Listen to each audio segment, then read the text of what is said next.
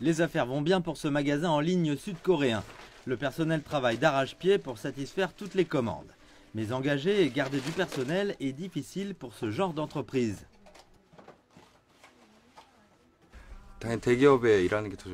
La plupart des gens pensent que travailler pour les grands conglomérats est meilleur parce qu'ils bénéficient d'une plus grande reconnaissance que les petites et moyennes entreprises.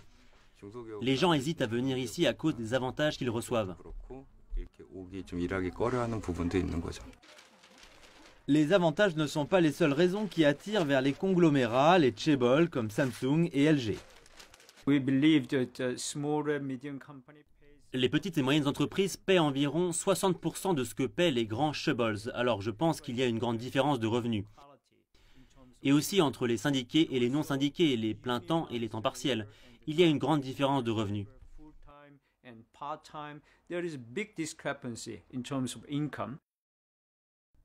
Les femmes tentent aussi à se battre pour obtenir un plein temps, mais en général doivent se contenter d'un salaire moins élevé. À la tête du Parti du Peuple, Han Cheol-soo a promis de réduire la bureaucratie et d'offrir le soutien du gouvernement aux petites et moyennes entreprises. De son côté, le candidat du Parti démocrate Moon Jae-in promet d'agrandir le gouvernement et de créer des milliers de postes bien payés. L'Organisation de coopération et de développement économique dit que les dépenses sociales en Corée du Sud sont de la moitié de celles des autres pays développés. Les deux principaux candidats, Moon et Han, promettent plus de redistribution.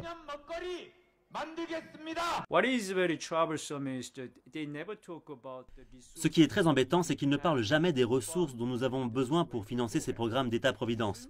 Tôt ou tard, si les Sud-Coréens veulent avoir plus d'avantages, nous devrons être capables de payer pour cela. En d'autres termes, les taxes devront augmenter, mais les candidats ne le mentionnent jamais.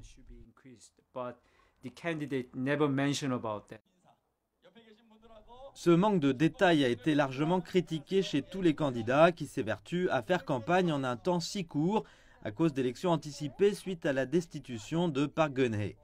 Les deux partis qui mènent dans les sondages sont nouveaux et rejettent les partis établis. La plupart des électeurs semblent moins intéressés par le détail des mesures que par la promesse des deux candidats de ne pas se comporter comme l'ancienne présidente Park.